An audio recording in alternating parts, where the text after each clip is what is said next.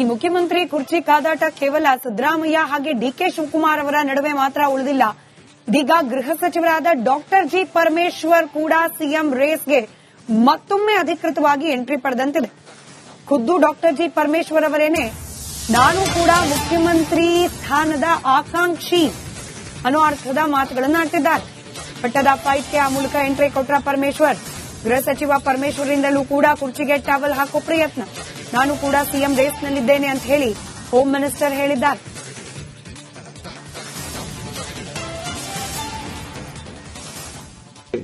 ಈಗ 2013ರಲ್ಲಿ ನಾನು ಪ್ರದೇಶ ಕಾಂಗ್ರೆಸ್ ಸಮಿತಿ ಅಧ್ಯಕ್ಷ ಆಗಿದ್ದೆ. ಸರ್ಕಾರ ತಗೊಂಡು ಬಂದ್ವಿ.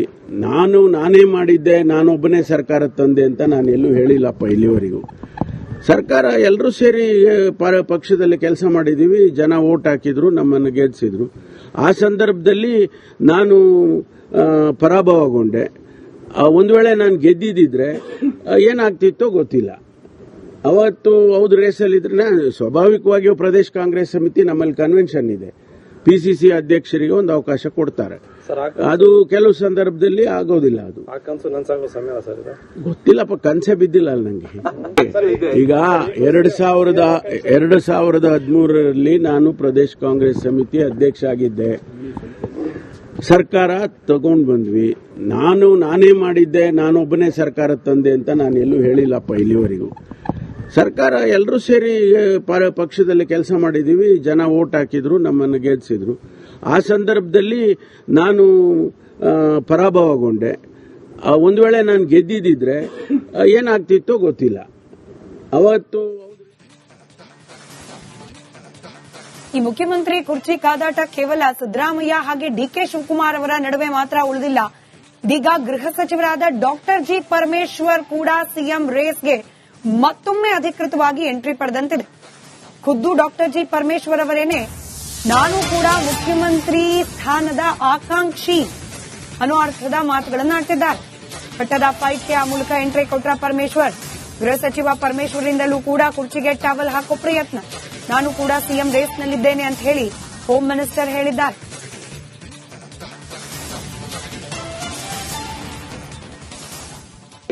ಈಗ 2013ರಲ್ಲಿ ನಾನು ಪ್ರದೇಶ ಕಾಂಗ್ರೆಸ್ ಸಮಿತಿ ಅಧ್ಯಕ್ಷ ಆಗಿದ್ದೆ.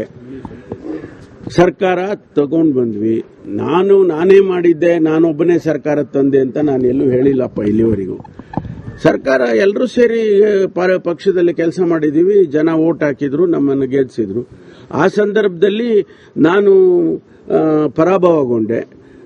ಒಂದು ವೇಳೆ ನಾನು ಗೆದ್ದಿದ್ರೆ ಏನಾಗ್ತಿತ್ತೋ ಗೊತ್ತಿಲ್ಲ. ಅವತ್ತು ಹೌದು ರೇಸಲ್ಲಿದ್ರೆ ಸ್ವಾಭಾವಿಕವಾಗಿಯೂ ಪ್ರದೇಶ ಕಾಂಗ್ರೆಸ್ ಸಮಿತಿ ನಮ್ಮಲ್ಲಿ ಕನ್ವೆನ್ಷನ್ ಇದೆ. ಪಿಸಿಸಿ ಅಧ್ಯಕ್ಷರಿಗೆ ಒಂದು ಅವಕಾಶ ಕೊಡ್ತಾರೆ. ಅದು ಕೆಲವು ಸಂದರ್ಭದಲ್ಲಿ ಆಗೋದಿಲ್ಲ. ಅದು ಗೊತ್ತಿಲ್ಲಪ್ಪ, ಕನಸೆ ಬಿದ್ದಿಲ್ಲ ಅಲ್ಲ ನಂಗೆ. ಈಗ 2013ರಲ್ಲಿ ನಾನು ಪ್ರದೇಶ ಕಾಂಗ್ರೆಸ್ ಸಮಿತಿ ಅಧ್ಯಕ್ಷ ಆಗಿದ್ದೆ. ಸರ್ಕಾರ ತಗೊಂಡು ಬಂದ್ವಿ. ನಾನೇ ಮಾಡಿದ್ದೆ, ನಾನೊಬ್ಬನೇ ಸರ್ಕಾರ ತಂದೆ ಅಂತ ನಾನು ಎಲ್ಲೂ ಹೇಳಿಲ್ಲಪ್ಪ ಇಲ್ಲಿವರೆಗೂ. ಸರ್ಕಾರ ಎಲ್ಲರೂ ಸೇರಿ ಪಕ್ಷದಲ್ಲಿ ಕೆಲಸ ಮಾಡಿದೀವಿ. ಜನ ವೋಟ್ ಹಾಕಿದ್ರು, ನಮ್ಮನ್ನು ಗೆಲ್ಲಿಸಿದ್ರು. ಆ ಸಂದರ್ಭದಲ್ಲಿ ನಾನು ಪರಾಭವಗೊಂಡೆ. ಒಂದು ವೇಳೆ ನಾನು ಗೆದ್ದಿದ್ರೆ ಏನಾಗ್ತಿತ್ತೋ ಗೊತ್ತಿಲ್ಲ. ಅವತ್ತು ಈ ಮುಖ್ಯಮಂತ್ರಿ ಕುರ್ಚಿ ಕಾದಾಟ ಕೇವಲ ಸಿದ್ದರಾಮಯ್ಯ ಹಾಗೆ ಡಿಕೆ ಶಿವಕುಮಾರ್ ಅವರ ನಡುವೆ ಮಾತ್ರ ಉಳಿದಿಲ್ಲ. ಇದೀಗ ಗೃಹ ಸಚಿವರಾದ ಡಾಕ್ಟರ್ ಜಿ ಪರಮೇಶ್ವರ್ ಕೂಡ ಸಿಎಂ ರೇಸ್ಗೆ ಮತ್ತೊಮ್ಮೆ ಅಧಿಕೃತವಾಗಿ ಎಂಟ್ರಿ ಪಡೆದಂತಿದೆ. ಖುದ್ದು ಡಾಕ್ಟರ್ ಜಿ ಪರಮೇಶ್ವರ್ ಅವರೇನೆ ನಾನು ಕೂಡ ಮುಖ್ಯಮಂತ್ರಿ ಸ್ಥಾನದ ಆಕಾಂಕ್ಷಿ ಅನ್ನೋ ಅರ್ಥದ ಮಾತುಗಳನ್ನು ಆಡ್ತಿದ್ದಾರೆ. ಪಟ್ಟದ ಫೈಟ್ಗೆ ಆ ಮೂಲಕ ಎಂಟ್ರಿ ಕೊಟ್ಟ ಪರಮೇಶ್ವರ್ ಗೃಹ ಸಚಿವ ಪರಮೇಶ್ವರಿಂದಲೂ ಕೂಡ ಕುರ್ಚಿಗೆ ಟವಲ್ ಹಾಕೋ ಪ್ರಯತ್ನ. ನಾನು ಕೂಡ ಸಿಎಂ ರೇಸ್ನಲ್ಲಿದ್ದೇನೆ ಅಂತ ಹೇಳಿ ಹೋಮ್ ಮಿನಿಸ್ಟರ್ ಹೇಳಿದ್ದಾರೆ.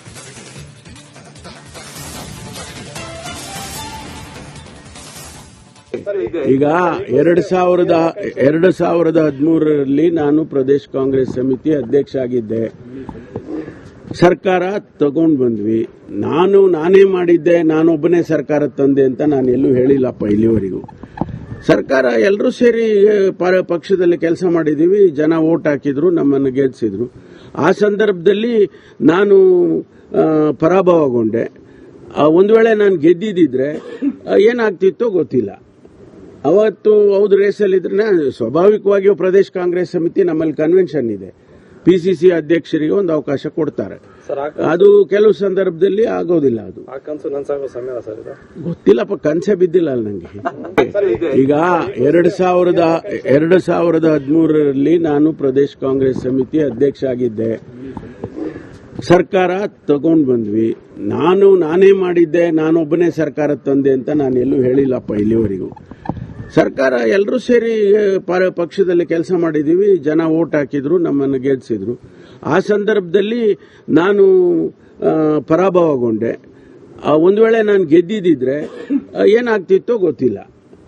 ಅವತ್ತು ಈ ಮುಖ್ಯಮಂತ್ರಿ ಕುರ್ಚಿ ಕಾದಾಟ ಕೇವಲ ಸಿದ್ದರಾಮಯ್ಯ ಹಾಗೆ ಡಿಕೆ ಶಿವಕುಮಾರ್ ಅವರ ನಡುವೆ ಮಾತ್ರ ಉಳಿದಿಲ್ಲ. ಇದೀಗ ಗೃಹ ಸಚಿವರಾದ ಡಾಕ್ಟರ್ ಜಿ ಪರಮೇಶ್ವರ್ ಕೂಡ ಸಿಎಂ ರೇಸ್ಗೆ ಮತ್ತೊಮ್ಮೆ ಅಧಿಕೃತವಾಗಿ ಎಂಟ್ರಿ ಪಡೆದಂತಿದೆ. ಖುದ್ದು ಡಾಕ್ಟರ್ ಜಿ ಪರಮೇಶ್ವರ್ ಅವರೇನೆ ನಾನು ಕೂಡ ಮುಖ್ಯಮಂತ್ರಿ ಸ್ಥಾನದ ಆಕಾಂಕ್ಷಿ ಅನ್ನೋ ಅರ್ಥದ ಮಾತುಗಳನ್ನು ಆಡ್ತಿದ್ದಾರೆ. ಪಟ್ಟದ ಫೈಟ್ಗೆ ಆ ಮೂಲಕ ಎಂಟ್ರಿ ಕೊಟ್ಟ ಪರಮೇಶ್ವರ್, ಗೃಹ ಸಚಿವ ಪರಮೇಶ್ವರಿಂದಲೂ ಕೂಡ ಕುರ್ಚಿಗೆ ಟವಲ್ ಹಾಕೋ ಪ್ರಯತ್ನ.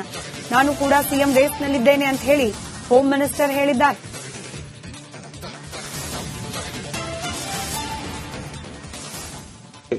ಈಗ 2013ರಲ್ಲಿ ನಾನು ಪ್ರದೇಶ ಕಾಂಗ್ರೆಸ್ ಸಮಿತಿ ಅಧ್ಯಕ್ಷ ಆಗಿದ್ದೆ. ಸರ್ಕಾರ ತಗೊಂಡು ಬಂದ್ವಿ. ನಾನೇ ಮಾಡಿದ್ದೆ, ನಾನೊಬ್ಬನೇ ಸರ್ಕಾರ ತಂದೆ ಅಂತ ನಾನು ಎಲ್ಲೂ ಹೇಳಿಲ್ಲಪ್ಪ ಇಲ್ಲಿವರೆಗೂ. ಸರ್ಕಾರ ಎಲ್ಲರೂ ಸೇರಿ ಪಕ್ಷದಲ್ಲಿ ಕೆಲಸ ಮಾಡಿದೀವಿ. ಜನ ವೋಟ್ ಹಾಕಿದ್ರು, ನಮ್ಮನ್ನು ಗೆಲ್ಲಿಸಿದ್ರು. ಆ ಸಂದರ್ಭದಲ್ಲಿ ನಾನು ಪರಾಭವಗೊಂಡೆ. ಒಂದು ವೇಳೆ ನಾನು ಗೆದ್ದಿದ್ದಿದ್ರೆ ಏನಾಗ್ತಿತ್ತೋ ಗೊತ್ತಿಲ್ಲ.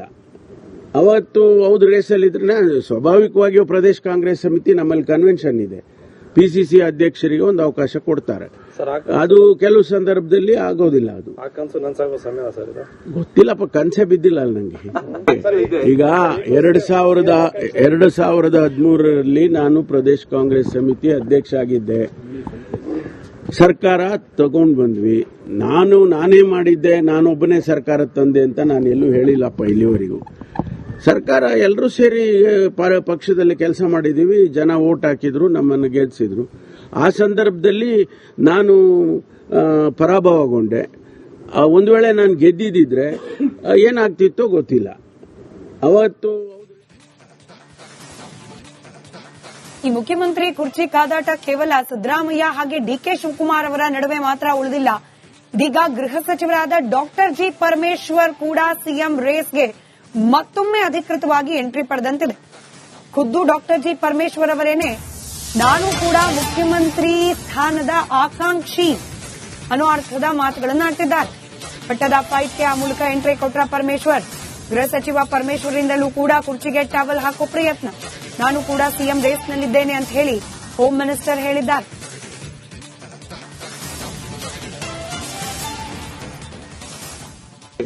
ಈಗ 2013ರಲ್ಲಿ ನಾನು ಪ್ರದೇಶ ಕಾಂಗ್ರೆಸ್ ಸಮಿತಿ ಅಧ್ಯಕ್ಷ ಆಗಿದ್ದೆ.